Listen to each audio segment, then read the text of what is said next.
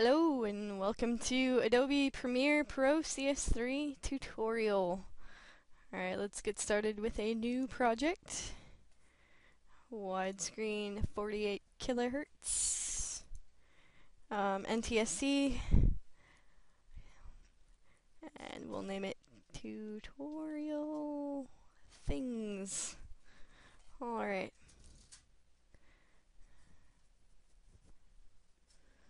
And in case you are wondering what the project settings are, we go right here, drop down list, project settings, general, and you can see the frame size is 720 by 480, which is standard definition.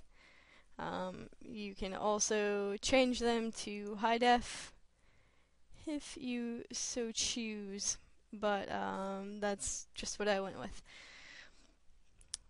Alright, to get your video, your media files into Adobe Premiere, right click in this area up here, go to Import, and then I'm going to click that one and hold Control so I can select multiple things there. Okay. And then I'm gonna get some music as well, just because. Another way that you can import files is if you go to File and then Import, and then you go through the same process. Alright, so this is your project media area. This is your preview window. This is your program window, which is actually your full project. See, if I want, I can play this over here. And it does not play over here, but if I drag this down into the timeline, then I can view it over in my program window over here. Alright, and it's fairly easy. And to zoom in, we just take this little slider here and slide it from the little hill to the big mountain. Scroll wheel only scrolls from side to side, it does not zoom in. So you'll have your zoom right here, or you can also zoom in with our zoom tool. Just click a bit. Alright. Or if you want to zoom out, hold down Alt and then click your zoom tool. Or you can zoom out over here. Alright. And then go to the next edit point, and we can put in some more footage.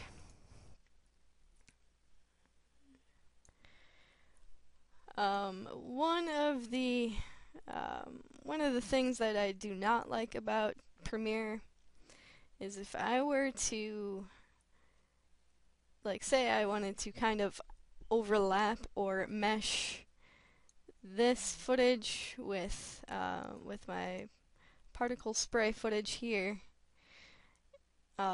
you would think that I just push it over, but once I do that, I actually end up deleting part of the particle spray footage, so that's not cool. Either I can Control Z or edit undo. Alrighty. And then if I want to add music, just click and drag into the timeline. Alright. I don't know if you can hear that or not. Probably not. And then if I want to make cuts, I use the razor tool. Either I can click on the tool or you can hit C on the keyboard. That makes my cut, and then I need my selection tool, and either I can click on the tool or hit V on the keyboard, make my selection, and then I can hit delete on the keyboard and make that disappear. Next I'm going to do some really simple fade in, fade out stuff. For that we have to have the pen tool and move over a couple of frames, about 5 frames, and then make sure I've got my video layer selected, and then I can hit this button here to add. It says add remove keyframe. I'm going to go ahead and add, and then I'm going to hit go to the end point, and then click it again. And then with your pen tool you can either move it up or move it down. Moving it down obviously is going to fade it out.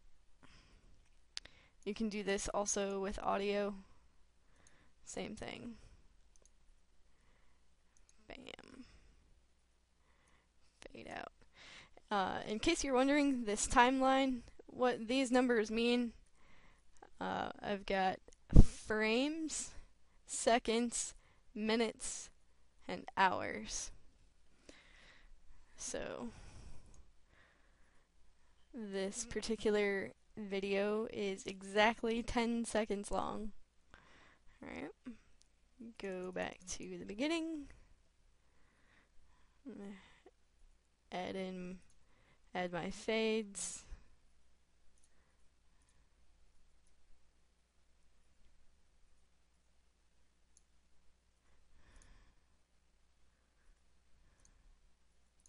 One thing you want to be careful of when you are adding fades, you can actually raise and lower the opacity.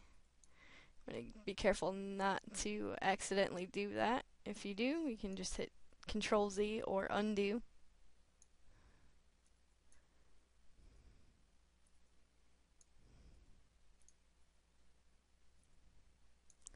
Pull down my keyframes and voila, it fades in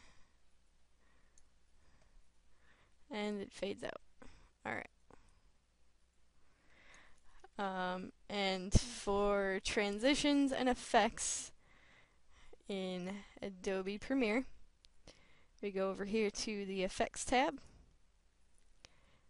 and then we've got Video Effects, Adjustment. You can adjust colors, blur and sharpen, color correction, distort, generate, noise, so on and so forth. Just so you can see kind of what happens with this.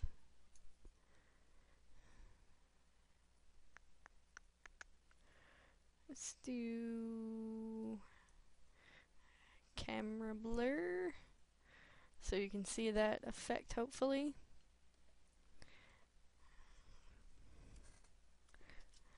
Alright, Control Z, and then you've got your transitions also down here. And basically you click and drag the transition and then place it in between the two clips that you want to insufficient media. This transition will contain repeated frames. Okay. Not a big deal. So here's what your transition looks like. Again, if it's something that you don't want there, you can hit Control Z. Up here in the preview window, actually, you can do different settings with your transitions. You can also control audio channels here. move where you want the transition to start or end or whatever.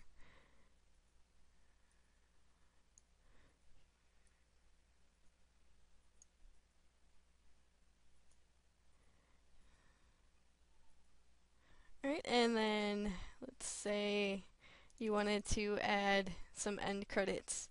Those are actually called title. You go new title and default role because you want role credits.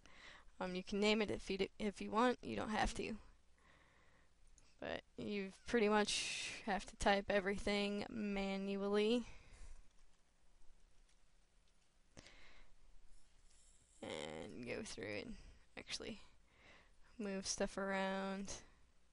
Make sure to hit the type tool again so you can control that.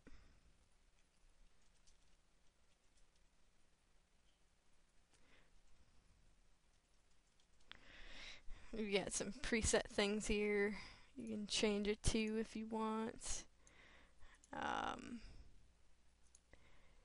You can go in and change colors of everything. You can change the parameters of everything. And then when you're done, just go ahead and close this. And then you click and drag your title into place. And then shorten it. Either you can use the razor tool to cut it, or you've got these double arrows with the red box around it, and you can just shorten it that way.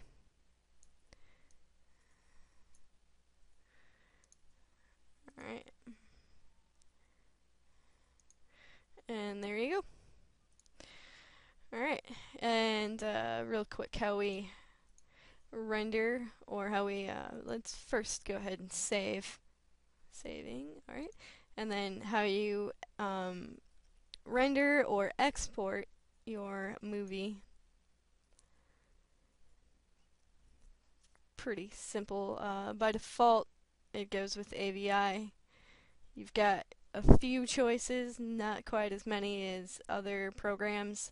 QuickTime is MOV. Hit OK, and then name your file.